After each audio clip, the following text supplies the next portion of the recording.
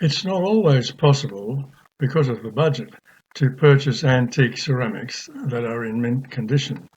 Sometimes the opportunity will arise to acquire pieces that are damaged in some way, but this does not undermine the pleasure to be derived from having a certain piece which may have some significance in its rarity or its style or its decoration for that particular period. I've recently acquired these pieces that I will show you now and tell you something about them. First is this small coffee cup. It is a Worcester Dr. Wall period cup, generously and unusually marked with a square mark and a crescent. It has come from the Burrell collection, but I'm not aware of who that was, and it is also carrying another paper label, Ceramic Collector Society exhibition. Maybe it was in the Worcester exhibition in 1978. It is in a style of decoration known as powder blue, with reserves of hand-painted oriental designs in cobalt oxide. It is also gilt-enriched and has a grooved strap handle. This particular design of coffee cup was also enhanced with enamel decorations in exotic birds and insects, as can be seen in this trio. This bell-shaped small coffee cup is first period Worcester, but unmarked. This is a hand-painted pattern known as the Gazebo pattern, and it appears rather early in the Worcester production at about 1756 to 58. The unusual shaped handle is called the Pixie Ear handle, but it is also sometimes referred to as the Wishbone handle.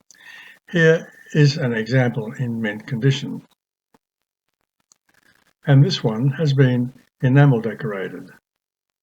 By the way, I'll have a bit of fun restoring the handle on this cup.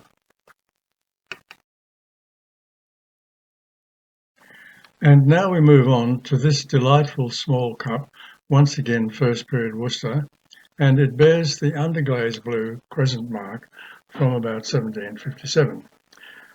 The cup was produced from a mould called the feather mould. Two aspects are unusual. The inside border is of an exacting hand-painted floral design and not so often seen on Worcester pieces. The floral garlands decorations on the inside and the outside are also hand-painted rather than transfer printed. The moulded handle is of a shape that I'm not familiar with, but it must have been made especially to go with this cup. Pickle dishes are quite rare and sought after. This leaf-shaped pickle dish has a very small chip in the rim, but it would still command a good price. Although unmarked, it has all the hallmarks in its moulding, the body and the glaze of a first period Worcester piece. The design can be identified as the gillyflower pattern and is once again expertly hand-painted in cobalt blue, and it is not a transfer.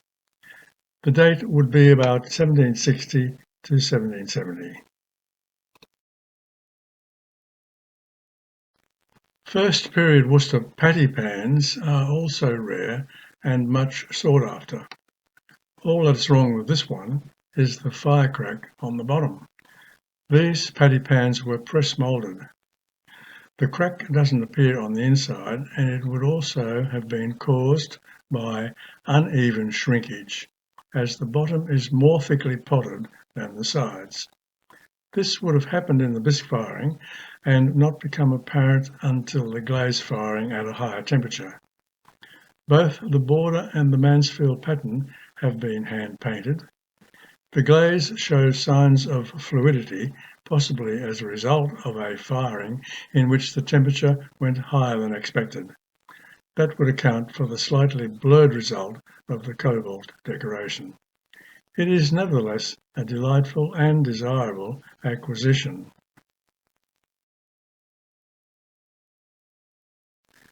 The final piece is this Caughley Coffee Cup of about 1785, easily identifiable by the mark on the bottom, which is an S for Salopian Porcelain Manufactory, which name the Caughley pottery traded under.